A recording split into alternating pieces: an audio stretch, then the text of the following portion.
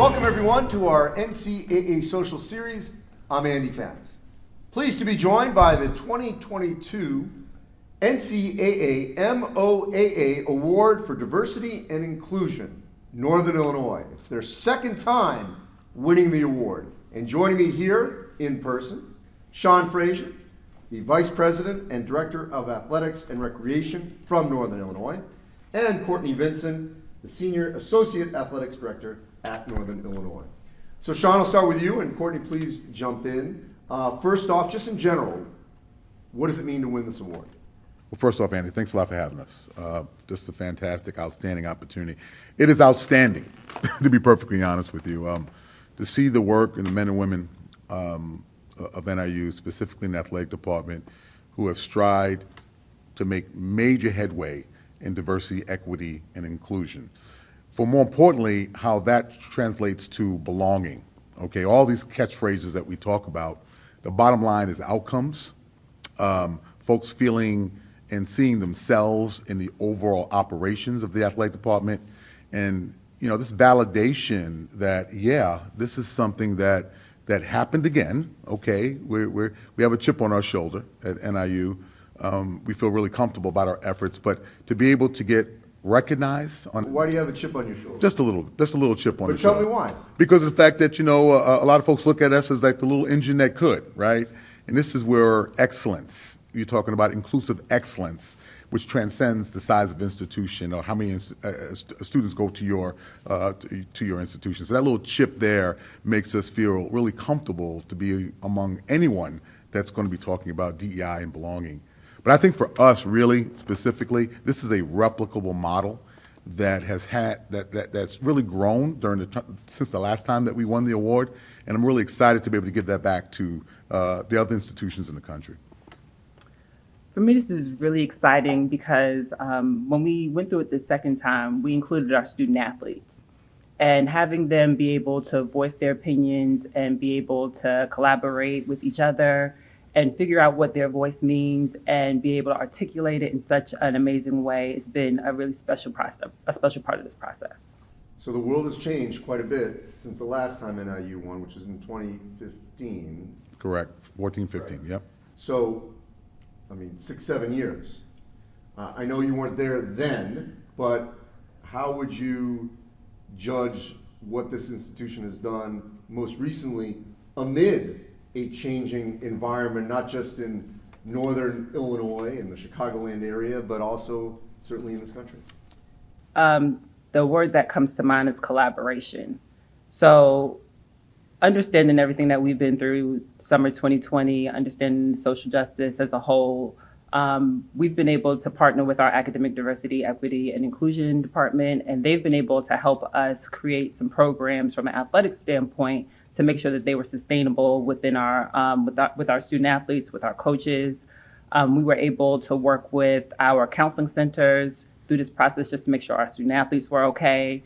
We were able to work with our Center for Black Studies. We had a professor essentially give a history lesson to all of our student athletes virtually.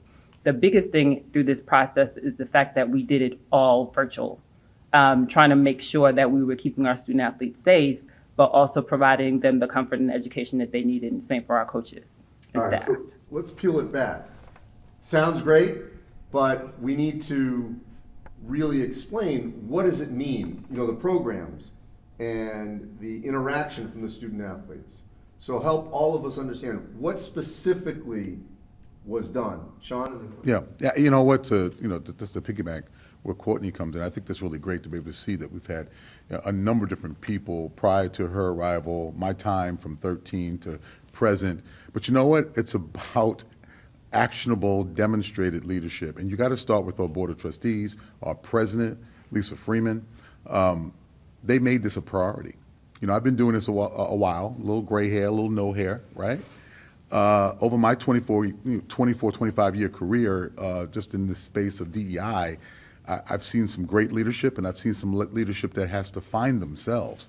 The thing that I love the most, that this was embraced from day one, and it's not just in the athletic department, it's permeated throughout the campus, the community, and the outcomes, to get to the money shot, the bottom line is the outcomes, right? From hiring to engagement to the ability to incorporate the community, not just the campus community, but the overall DeKalb Sycamore community, and to branch it out nationally. You know, the model will, and we will get into the nuts and bolts of this in a more detailed presentation for colleagues in the future. But what it was is actually holding people accountable. The intentionality of understanding that inclusive excellence is just that. We need to get better in all phases, and it's not an afterthought, it's a part of the athletic operation. And that comes from top. You know, one thing for me to beat the drum and say we're going to do this, but this actual taking a look at things like the search processes, the educational focus around understanding what belonging versus diversity, equity, and inclusion is all about. It's seeing themselves. So all those pieces now, from the first time that we were recognized back in 14, 15, to actually now, you actually see how the different steps that are a part of the operation, not something like after the fact, we're going to add this on. It's a part of the fabric of the university. All right, so Courtney, peel it back for me. Tell me some of the steps that showed there was inclusion, actionable things that occurred. So we have a diversity integration group.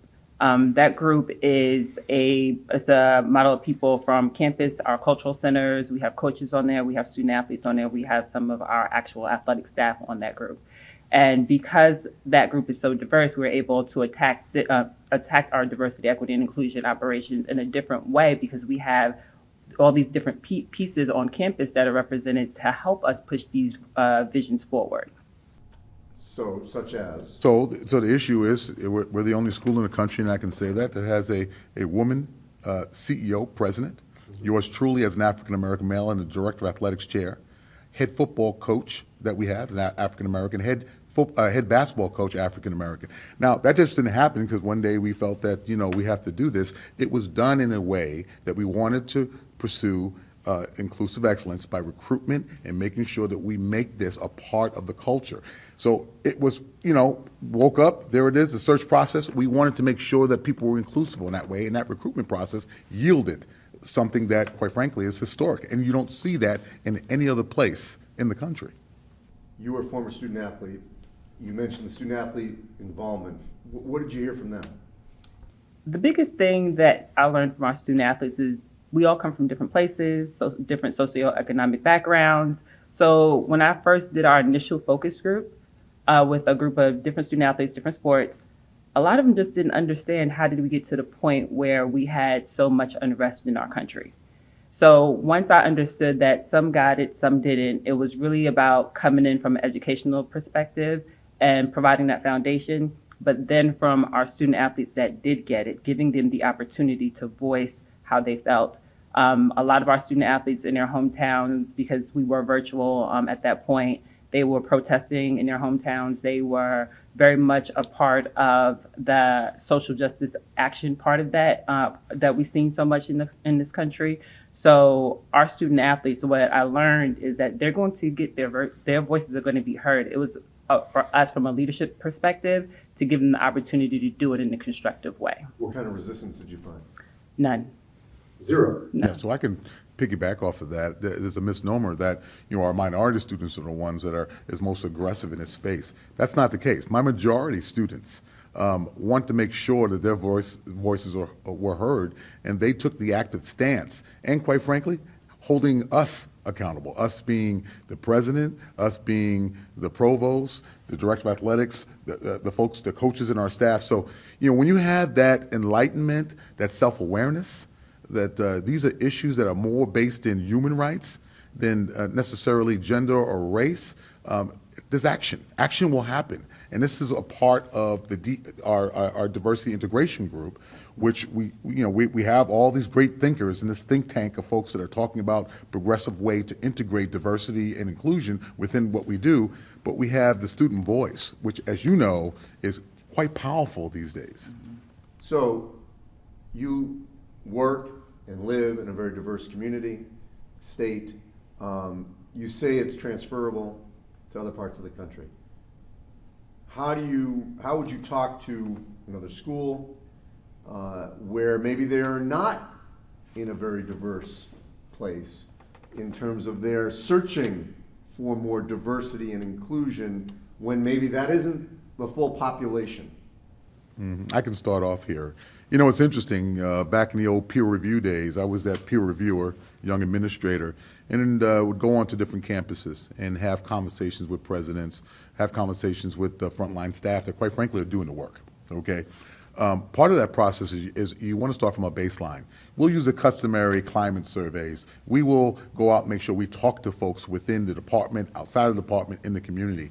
And then we'll benchmark what success looks like. It doesn't have to look like where we are, where we have a really robust plethora of really diverse individuals across the line, from gender, from race, et cetera, disability.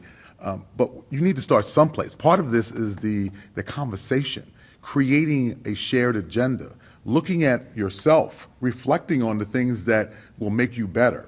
I think that, going back to what I said before, you know, we went out had intentionality with hiring different folks. Our president, myself, our football coaches, our basketball coach, they were the best. You know, we have outcomes to prove that. We win championships. We do things academically and athletically that are exemplary. So again, a lot of folks is a misnomer. We go to diversity, equity. Are we going to not have the same results? So part of this is going back and having self-reflection, having some real tough, candid conversations, and then benchmarking how do we progress during a cycle, and making sure that you have measurable goals that you hold yourself accountable to. So part of that's going into it, you know, and having those tough conversations, saying, well, okay, this is the percentage where we are now when it comes to maybe a goal is ethnic racial diversity within your coaching staff, your senior staff, or just education in general. But and then hold yourself accountable. At the end of the day, taking a look at that and then saying, listen, this is how we've progressed in this area. So, I mean, let's be real. In some of these places in the country, they're not diverse at all. There is no person of color. So, how do you advise a school, if you want to open and be much more diverse, to also bring someone into your space who literally may be the only person of color in that athletic department, in that, you know, on that coaching staff? Because that could be someone pushing back on you. How would you respond to that as you try to break down that barrier within that population? So if you're the only person of color walking into that situation, ideally, the fact that the institution has invited you in, we're going to have an open situation where they feel comfortable. The goal to me is, as you open that to one person, are you taking the time to recruit people of color, ensuring that you have a diverse candidate pool to make sure that that's not the only one? You don't want to be in a situation where you have a quote unquote token hire. You want to be in a situation where you can continue to grow. You can continue to hire people of color. You can continue to hire women in different spaces within your athletic department. And then when they get there, a part of it is making sure that people are comfortable, like making sure that they're walking into spaces that they don't feel unsafe, making sure that their voices are being heard. A part of this work that I've learned is that it's one thing to hire somebody that is a minority, that is a woman. It's another thing to actually be heard, to actually be able to do the work, and put them in a position to win. Yeah, part of that process too is being ready for that. You know, I've been in a number of different spaces where I was the only one, and it was a great experience for me because on some levels we put some lofty goals in some of the other places I've been at, but we didn't have the framework. We didn't have the infrastructure. And what ended up happening is some ugly situations where we brought individuals in, students or staff, but they were dealing with a lot of microaggressions across campus, in the community, and it ended badly. So part of that benchmarking I was talking about what success looks for you, is all baby steps. And some of it is happening on your campus already. Mm-hmm. So I really implore the leadership to take a look at a homegrown approach. Women, ethnic racial minorities, sexual orientation. There's people right there in your department that might want to stay. They might want to matriculate into a staffing role. That's what happened with me. But it also is a time to be able to assess the different services and to get help. And you don't necessarily have to have a smoking gun or a hired gun, so to speak, like myself, to come onto your campus and tell you this is what you need to do. Now, you can do that too. But I also think it's about knowing yourself. It's having those tough conversations and then taking a look at what works for you and then adapting that. That's the great thing about this particular plan. It's for years of work, and you can take a look at some of these pieces and say, I can do this right away. This might be a 10-year plan for me or a 5-year, but right now I can do this right now. So I think that part of having those conversations and then having intentionality and then holding people accountable for that, that's the real key piece about the diversity integration group, the DIG group, because it does that. And it also provides transparency that this is something really important to you. Courtney, you are one of many people, but a great example of a former student athlete who has then gone up the food chain. And that can be the pool. How do you get student athletes to look at this as a possible career choice so that there are more diverse candidates in that hiring pool 5-10 years from now for various jobs? So a part of that is their experience, ensuring that we are providing them an experience that it's going to be something that they want to replicate. For us, we put student athletes in our diversity integration group. We have different leadership groups for our student athletes. So in that, we end up having these one-on-one conversations or group conversations where they're trying to figure out, well, Courtney, how did you get to this place? Or if I'm looking to do this, then how do I get there? And so actually in our most recent plan, we have a piece in there for our student athletes that identify the fact that they want to be in collegiate athletics as a career. And so for us, it's about exposing them to those different areas to figure out what is their sweet spot. Do they want to be a coach? Do they want to work on the administrative side? And then providing them those opportunities and figuring out, okay, if let's say you want to do marketing, all right, I like this, but maybe I want to try something else. Just literally just giving them the opportunity to try different things so they can figure out exactly what they want to do. And then for us, putting them in that position so when they finish their undergrad degree, they have a little bit of experience, they can go into grad school, look for a graduate assistantship, and then proceed into collegiate athletics as a career. Look, I don't expect you to have this, this is maybe unfair to ask, but it feels, Sean, like, to quote, I can't remember who was saying the baby steps, but there was a time where someone of color would say, well, I want to play, a high level sport. I'm talking about 40, 50 years ago, and then you say, okay, now I see someone that looks like me. So you get to that phase. Now I want to coach. And obviously we've done a much better job of hiring coaches of color. So now I want to coach. It feels like the last mountain to climb within this space is, I want to be an AD. I want to be a conference commissioner. Because there are very few women of color, men of color in those positions. Why has it taken so long to get to that level? Yeah, so now you're asking questions that it's probably going to be a whole nother set of responses. But, not to get on my soapbox, because I will get on my soapbox about this issue. I will say this. Looking at the numbers, and President Emmert did a great job in having these conversations just on nationally. We're looking at numbers, especially when you talk about football and men's basketball, and I would even say women's basketball, where we're dealing with participants that are a high concentration of ethnic racial minority. For them not to see the fact that there's a pathway to head coach, AD, conference commissioner, president, is a shame. It really is. It's not America. We know that. So I think it's time for us now, looking at the student-athlete voice, understanding that, there's resources and money involved, that we have a plan to deal with that. It's not okay anymore just to say that, okay, they're not qualified people of color, women that can be in these roles, okay? I'm a great example of that, but I'm clearly in the minority, 12, 13. It's even worse for women of color. And as I mentor Courtney to understand that she's going to be the next generation of athletic director, I'm really proud that she's at NIU. But it's time for us to take an active role in that particular process. And I also think it's really important to understand that the intentionality of presidents and chancellors are really the key in this.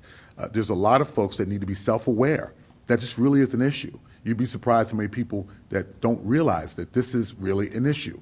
Maybe they do, but because of a number of different issues that are out there, they haven't gone the extra mile to put together plans and programs to ensure the fact that there's inclusivity as a part of the process.